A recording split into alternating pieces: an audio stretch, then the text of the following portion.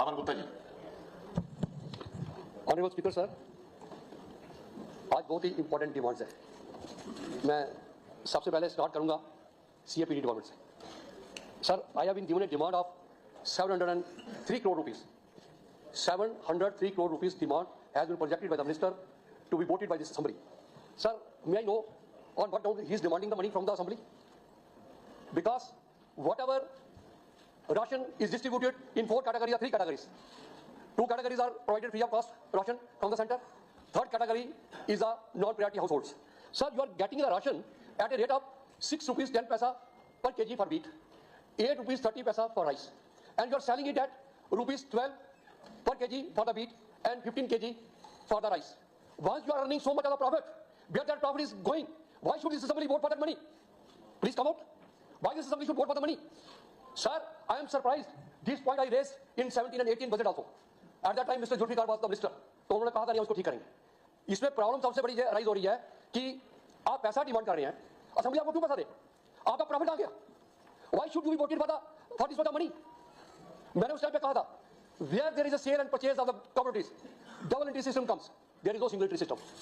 In 25 states, they have made it a statutory body and a corporation, where a balance sheet is prepared, trading account is maintained, and assets and liabilities are maintained. If the subsidy provided to the public, they are falling in short of that money, then grant in aid will be given by the budget. If it is over and above they are earning, that money should go to the kitty of the government, state receipts. Sir, I have searched the entire budget. There is no mention of how much money they have collected from the consumer and where that money has gone. That money has not been shown in the entire budget. Number one. Number two, up till now, why they have not enumerated? Because this is a double entry system. You go and ask any CA, you go and ask any budget expert. He will simply say, this is not a single entry system. This is a double entry system. And double entry system is not a practice in the state budget. Sir, इसमें आपने जो किया, ये तो आपकी budgetary practices के सारा against था. Sir, given the principles of double entry accounting, if all transactions, purchases and sales were recorded in the state budget, these figures would logically cancel out each other, obscuring the real fiscal impact on the state finances. By creating a separate corporation, only the net financial impact, the subsidy provided to benefit the consumer is reflected in the state budget. Here, subsidy is not provided. They are selling it at a higher rate. इन्होंने नफ्सा को, जो मोदी जी का मैं धन्यवाद करता हूं कि उनकी गवर्नमेंट ने इंप्लीमेंट किया, कांग्रेस उस एक्ट को लाई चली गई, उन्होंने इंप्लीमेंट किया। पहले 2 रुपए किलो 3 रुपए किलो फ्री जो बीपीएल कैटेगरी को मिलता था वो उन्होंने फ्री कर दिया।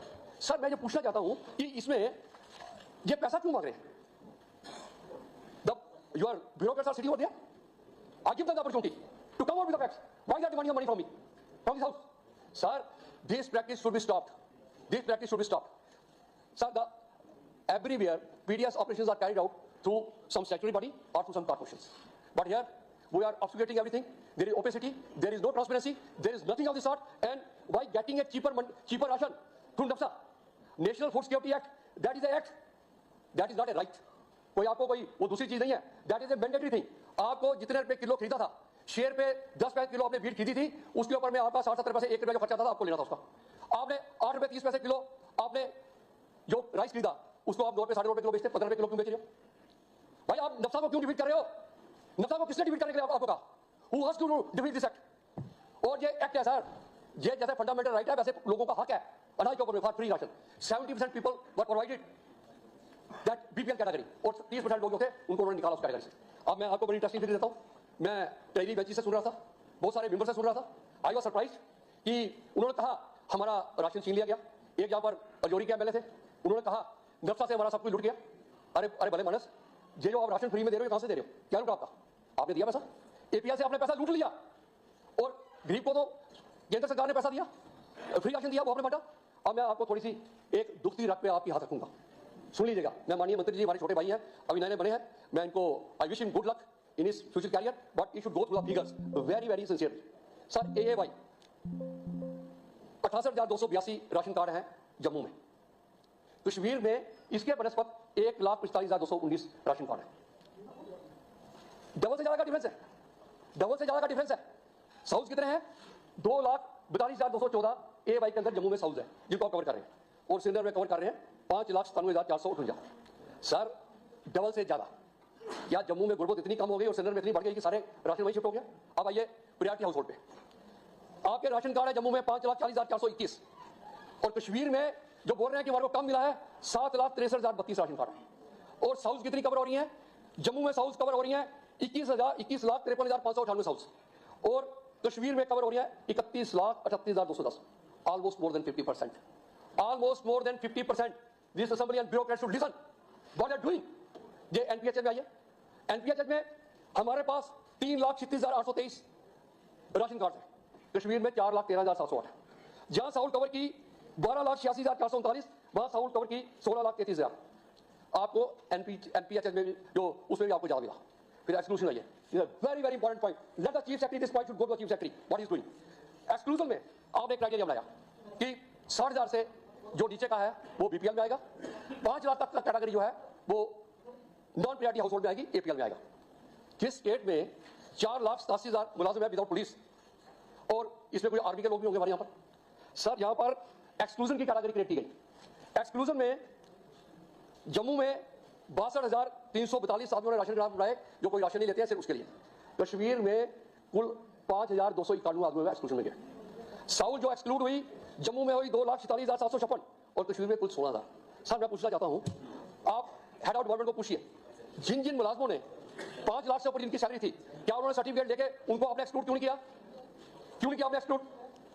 आप बोल रहे हैं कि हमारे को तो सेंटर दे नहीं रहा कुछ भी और हम डोरा पीट रहे हैं. सर ये फिगर इतनी बैकलिंग है. 2,47,000 जम्मू में लोग साउथ राशन नहीं ले रही है और श्रीनगर में कुल 16,000. फिर उस साइड से रोड आता है हमारे को कुछ नहीं मिला, कुछ नहीं मिला, कुछ नहीं मिला. I am coming out with the facts. Late somebody come and dispute my facts. Whatever I speak in this house I speak with the authority of the facts.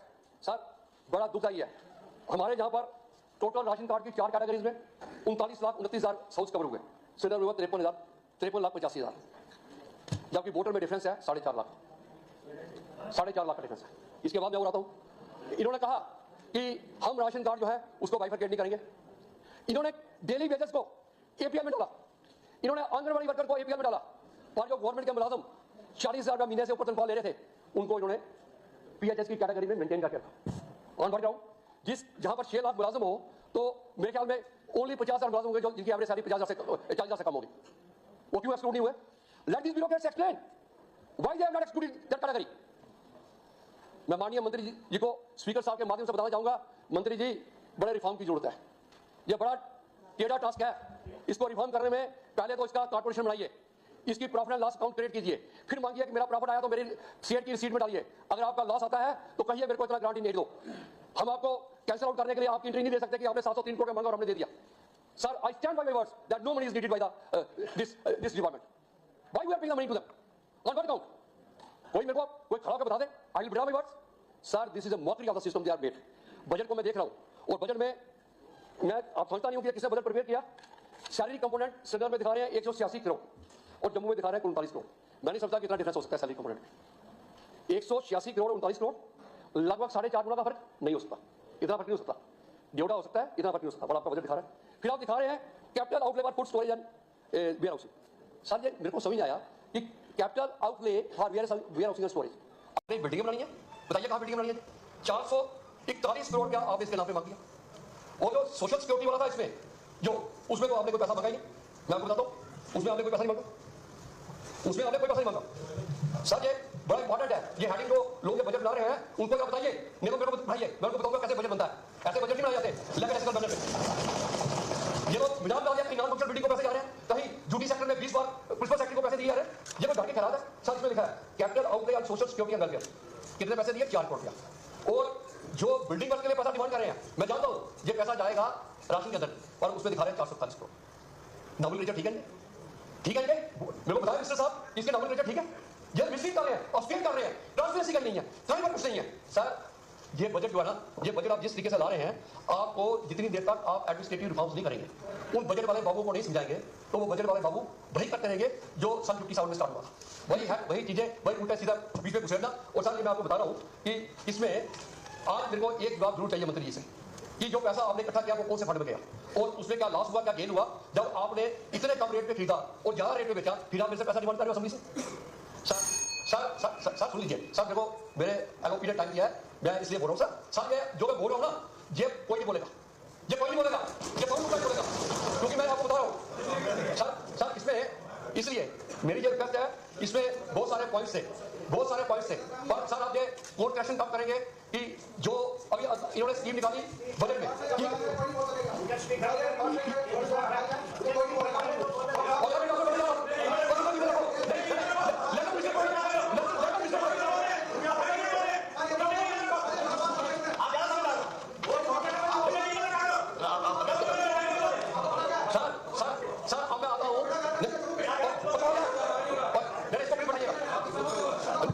Sir एक और आइडिया नहीं है सर, एक और idea नहीं है sir.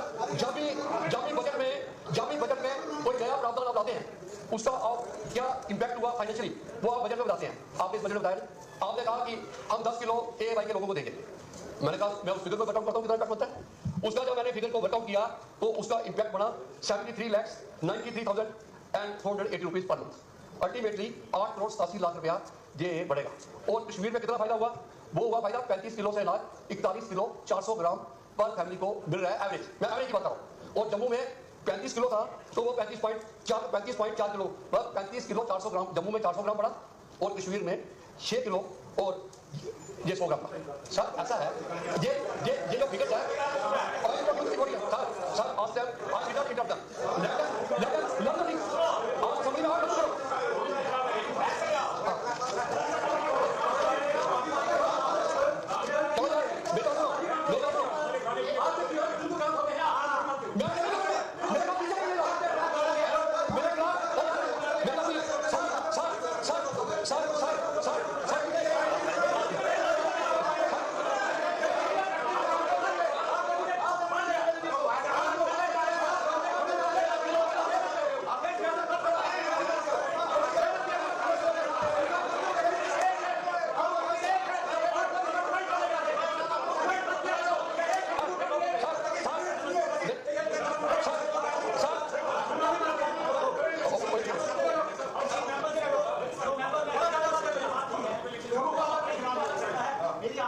हमारे member से रिक्वेस्ट है कि लेट जो हमारे मेंबर बोले हैं इनको बोलने का मौका दीजिए। जब आपकी बारी है तो बोले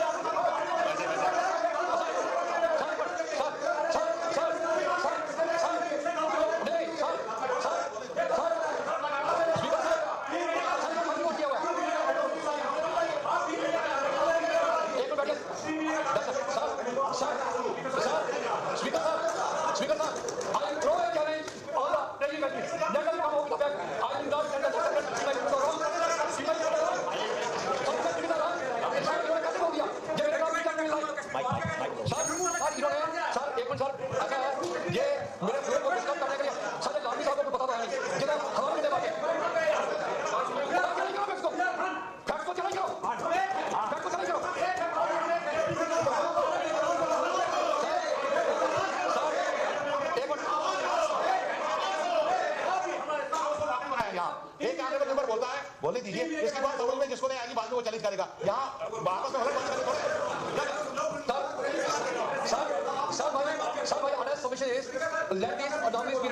ये विसंगतियां दूर कीजिए। ये आपके पास टाइम है। मैंने आपके पास में आपके दरवाजे पे फिगर्स रखी हैं। अगर आप कोई फिगर्स पे डाउट है मेरे को चैलेंज करके कहिए।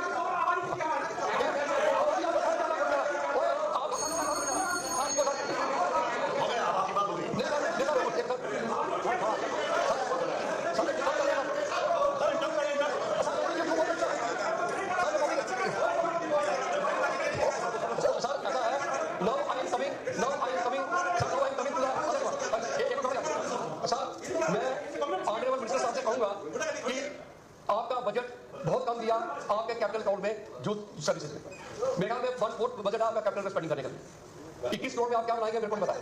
और मैं आपको कहूंगा जो रूरल एरिया से डिमांड आई है स्टेडियम मत बनाइए पर प्ले ग्राउंड बनाइए। प्ले ग्राउंड बनाइए। प्ले ग्राउंड में जहाँ उसको लेवलिंग करनी है दीवार लगाने के साइड पे और थोड़ी सी बाउंड्री वॉल कर दीजिए। सर इसको करिए। सर एक मेरा इनकम्प्लीट स्टेडियम है 10 करोड़ का लगाया था 2016 में आज तक कंप्लीट हुआ। उसको कंप्लीट कीजिए। एक स्पोर्ट्स अथॉरिटी ऑफ इंडिया की बिल्डिंग उधमपुर से उठाकर 15 साल वहां रही उसको शिफ्ट कर दिया जम्मू में। उसको बहुत भेजिए सर। और एक आपके लिए कि ट्रांसपोर्ट में मैं सिर्फ एक रिक्वेस्ट करूंगा आपसे। टोकन टैक्स अगर 9% है, अगर आपको लगता है कि जो बाकी स्टेटों से बहुत ज्यादा है इसको रेशनलाइज कीजिए। और इलेक्ट्रिक व्हीकल्स पे आप अगर टोकन टैक्स को माफ करेंगे तो कार्बन के फुटप्रिंट को आप कम करेंगे। उसके ऊपर पूरी एग्जम्पशन दीजिए so that people are incentivized to purchase electrical vehicles. Sir एक साइड में सर 2-3 पॉइंट आगे बढ़े। नहीं आप अब मुझे लानी सर बोलिए। शुक्रिया स्पीकर साहब, आपने मुझे बोलने का मौका दिया। सर मैं पहले food and civil supplies and consumer affair department से शुरू करूंगा। सर इसमें नए राशन कार्ड नहीं बन रहे हैं लोगों के, और अभी जो नई गाइडलाइन है उसमें कहा गया कि 2016 तक जो बच्चे पैदा हुए उनको राशन कार्ड बनेगा, बाकियों के नहीं। तो मेरी रिक्वेस्ट है कि मंत्री साहब से, क्योंकि टाइम कम है, ये रिक्वेस्ट है कि जितने अभी तक पॉपुलेशन सभी कवर की जाए, सभी के राशन कार्ड भी बनने चाहिए, और किसी का राशन कार्ड की बाइफिकेशन कर रही है वो भी अलो किया जाए। उसके साथ साथ हमारे बजट में बताया गया कि जो AY कैटेगरी है उनको फ्री राशन दिया जाएगा। लेकिन सर मैं कठुआ डिस्ट्रिक्ट की बात करना चाहूंगा, पूरे डिस्ट्रिक्ट में 6000 लोग हैं सिर्फ AY, तो लिहाजा मेरी रिक्वेस्ट है कि ये एक तो जो आइडेंटिफाई किए गए हैं BPL लोग वो भी सही नहीं है, जो BPL वाला उसको किसी और कैटेगरी में रखा है, जो नॉर्मल कैटेगरी वाला उसको यहाँ डाला है। ये सारी कैटेगरीज को रेशनलाइज करने की जरूरत है, और जो सही जो उसके बेनिफिशियरी उनको मौका दिया जाना चाहिए, और जो APL और BPL, तो AY और BPL दोनों को फ्री राशन मिलना चाहिए। उसके साथ साथ जो डीलर्स हैं, डीलर्स देखा गया कि मेरे कठुआ में 21 वार्ड है, और 21 वार्ड के 5-6 डीलर जो सारे मैन कर रहे हैं। ये रूरल एरिया में यही हालत है, एक डीलर जो है 5-5, 6-6 पंचायतों को कैटर कर रहा है। ये देखने की जरूरत है कि वहाँ नए लोगों को मौका मिलेगा, एम्प्लॉयमेंट मिलेगी, वो नए लोगों को मौका देना चाहिए। उसके साथ साथ स्पोर्ट्स का मैं कहना चाहूंगा कि मंत्री साहब को मुबारकबाद देना चाहूंगा कि पहली बार सरथल में विंटर फेस्टिवल हुआ। हमारे कठुआ डिस्ट्रिक्ट का बहुत ही बेहतरीन एरिया है, और गुलमर्ग से बिल्कुल कम नहीं है।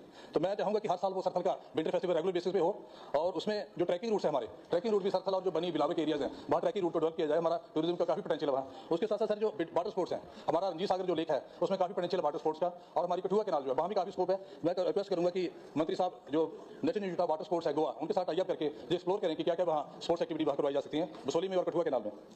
उसके साथ सर मैं कहना चाहूंगा कि कठुआ डिस्ट्रिक्ट में हमारे कठुआ में इंडोर स्टेडियम नहीं है, और जो स्टेडियम हमारा है पिछले 50 साल से उसमें कोई डेवलपमेंट नहीं हुई है, उसको डेवलप करने की जरूरत है। उसके साथ साथ अभी 38th नेशनल गेम्स हुई उत्तराखंड में, और उसमें हमारे कठुआ डिस्ट्रिक्ट के लड़का गगनदीप कुमार उसने ब्रॉन्ज मेडल नेशनल लेवल पे लिया, और बिना किसी गवर्नमेंट की मदद के। और इस तरह अगर बच्चों को मौका दिया जाए तो काफी और बच्चे निकलेंगे। तो उसमें मैं चाहूंगा कि एथलीट ट्रैक जिस तरह जम्मू यूनिवर्सिटी बनाया गया, वैसा एक एथलीट ट्रैक हमारा डिग्री कॉलेज कठुआ में बनाया जाए, ताकि वो जो एथलेटिक्स में बच्चे हिस्सा ले रहे हैं नेशनल लेवल पे अपने तौर पे उनको और बढ़ावा मिलेगा। Thank you. खुर्शीद साहब जस्ट 2 मिनट्स। हो गया। जो हमारा स्टेडियम बनाया था वो किसी ने अभी ऑक्यूपाई किया हुआ है, वो उसको ऑपरेशनल किया जाए, और साथ साथ लखनपुर में हमारा पोटेंशियल स्टेडियम बनाने का वो किया जाए। तो अब मैं ट्रांसपोर्ट की बात करना चाहूंगा कि मंत्री साहब का शुक्रिया कि वहाँ RTO साहब की पोस्ट काफी देर से खाली थी, उन्होंने भेजा। लेकिन उसके साथ साथ जो हमारा इनर रोड है कठुआ का पार्लियामेंट जो रोड है, वहाँ डंपर्स, टिपर्स और ट्रालर्स को लो कर दिया गया है। उससे सर मैं पिछले दिनों भी हाउस में याद दिलाया था कि 7 मौतें हो गई सर, पिछले 5 महीने 7 लोगों की मौत हो गई, और सिटी में अगर चलाए जाएंगे तो बाकी और लोगों की मौत हो जाएगी। मेरी हाउस से रिक्वेस्ट है मंत्री साहब। सुनील भदवाइश। बहुत बहुत धन्यवाद स्पीकर साहब कि आपने मुझे बोलने का मौका दिया। तो काफ़ी शेरो शायरी यहाँ पे हो रही थी, तो मुझे भी एक शेर याद आ गया। बजट पे तो काफ़ी चर्चा हुई, पहले उसने रस कहा, फिर उसने गुल कहा, और फिर उसने ले कहा। इस तरह जालिम ने रसगुल्ले के टुकड़े टुकड़े कर दिए, वही बजट का हाल है। मगर यहाँ हम पेसिमिज्म से स्टार्ट नहीं करेंगे। एक चुनी हुई गवर्नमेंट बनी है, एक नई उम्मीदें लोगों को हैं, तो मुझे लगता है कि इस हाउस का विजन ये रहना चाहिए कि हम जम्मू कश्मीर को एक नई दशा और दिशा देने का काम करें। हमारे देश में लगभग 60% of the people are young population, and उसमें विशेष करके 35 ईयर्स से नीचे के लोग हैं, जिन युवाओं की हम बात यहाँ पे कर रहे हैं। और विशेष करके जम्मू कश्मीर की बात करूं तो they have will, vision and potential. मगर डिस्पाइट नंबर ऑफ आर्ट्स, मैं सिर्फ रामनगर की बात करूं, पिछले बरस लगभग 32 बच्चे और बच्चियों ने स्टेट और नेशनल लेवल पे पार्टिसिपेट किया, और आज तक रामनगर में कोई भी स्टेडियम नहीं है। एक इंडोर स्टेडियम पठानिया जी और डॉक्टर जितेंद्र सिंह जी की देन है, वहां पे बैडमिंटन के प्लेयर वहां से निकल रहे हैं, मगर आज तक वहां पे कोई स्टेडियम, आउटडोर स्टेडियम वहां नहीं बना है। और मैं आज इस सदन में सबसे मिनिस्टर साहब से रिक्वेस्ट करूंगा कि रामनगर में राजा राम सिंह स्टेडियम, जिसका प्रपोजल इनके पास दिया है, एक मल्टी स्पोर्ट्स स्टेडियम, एक बिल्कुल रैशनल प्रपोजल हमने बना के दिया है, वो जल्द से जल्द वहां दिया जाए। और एक मिनिस्टर साहब से जब बात हुई थी डिस्ट्रिक्ट की मीटिंग में, हमारा एक यूथ हॉस्टल है साहब, और पिछले कई सालों में उसमें पुलिस वाले रह रहे हैं, और डिपार्टमेंट का कोई इवेंट भी हम ऑर्गेनाइज नहीं कर पाते। मैंने उस दिन भी रिक्वेस्ट की थी, तो लिहाजा मैं दोबारा रिक्वेस्ट करूंगा कि वो जल्दी से जल्दी यूथ हॉस्टल रामनगर वाला विकेट किया जाए। और सिर्फ यहाँ पे स्पोर्ट्स की जब भी बात आती है तो ऑनरेबल मेंबर्स ने बात कही कि हमें स्पोर्ट्स फील्ड चाहिए, प्लेग्राउंड्स चाहिए, मगर इसके अलावा मैं आपका ध्यान लाना चाहूंगा कि sports is not only about cricket and volleyball. हमारे पास पहाड़ हमारे पास है, तो ट्रैकिंग की फैसिलिटीज हम हर तहसील में डेवलप कर सकते हैं। ट्रैकिंग हो, मैराथन्स हो, और डोगरा स्टेट इसे कहा जाता है। और मैं कहूंगा कि जम्मू कश्मीर का स्पोर्ट्स है वो रेसलिंग था, वो कुश्ती था, और अभी अगले महीने से ही आप देखेंगे जिसे हम दंगल कहते हैं, शिंजे कहते हैं, गांव-गांव में होना शुरू हो जाती है। और दंगल टूरिज्म जिसे कहें हम कि पहलवान पंजाब से, हरियाणा से, दिल्ली से, मेरे छोटे छोटे गांव में आते हैं। तो अभी प्रयास ये रहना चाहिए कि जो ऑलरेडी हमारा पोटेंशियल है, जिसकी ब्रांडिंग हुई है, उसको कैसे हम ऑर्गेनाइज करें, और अपना दंगल टूरिज्म, क्रिकेट टूरिज्म की तो बात हुई, मगर दंगल टूरिज्म को भी हम पूरे जम्मू कश्मीर में, विशेष करके जम्मू में हम उसको प्रमोट कर सकते हैं। उस पर काम करने की जरूरत है। इसके अलावा मैं ज्यादा बातें नहीं कहूंगा, बाकी मेंबर्स ने कही हैं, मगर जैसे राशन की बात आई तो मैं चाहूंगा कि जब हम वोट लेने की बात आते हैं तो इलेक्शन कमीशन बोलता है कि जो ओल्ड एज है, हैंडीकैप है, उनका घर से ही उठा के उनका वोट ले लो। तो मैं चाहूंगा कि आज हम ये इधर फैसला करें कि जो ओल्ड एज और हैंडीकैप है उनको होम डिलीवरी राशन की हो, तो ये हमारा सबका परम फर्ज भी बनता है। ई बसेस और एसआरटीसी की बात चली, मैं धन्यवाद करना चाहूंगा मोदी जी का कि उनकी वजह से स्मार्ट सिटी प्रोजेक्ट में जम्मू और कश्मीर को स्मार्ट सिटीज मिले और ई बसेस पहली बार लोगों ने देखी। मगर मैं चाहूंगा कि रामनगर मात्र 40 किलोमीटर उधमपुर से है, उधमपुर में बस जाती है, तो वो रामनगर में भी ई बस लोग देखें, वो देखें पोल्यूशन फ्री ट्रांसपोर्ट क्या होता है। और ना सिर्फ रामनगर, मैं चाहूंगा कि सब तहसील्स में ये ई बसेस की फैसिलिटीज जहां फिजिबल है होनी चाहिए।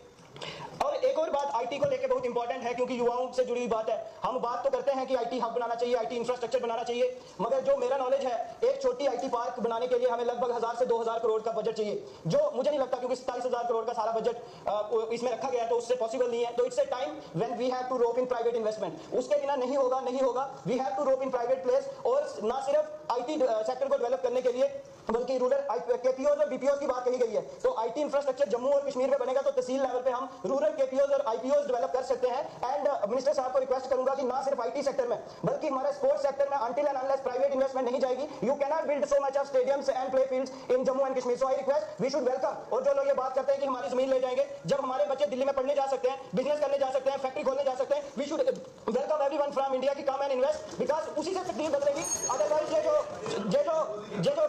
छोटी सी रोटी है इसको लेके घूमते रहेंगे। महाराज भाई मेरा कहने का यही मतलब है कि जब तक हमारे पास प्राइवेट इन्वेस्टमेंट नहीं आएगी, आज भी 70% हम सेंटर की एड पे डिपेंड करते हैं, और जो बाकी भी बजट है उससे हम कुछ नहीं कर पाएंगे। We can not reform within 10 or 20 years. आप 5 साल की बात करें, आप कर ही नहीं पाओगे, जो मर्जी कर लो। सो मेरी रिक्वेस्ट है एंड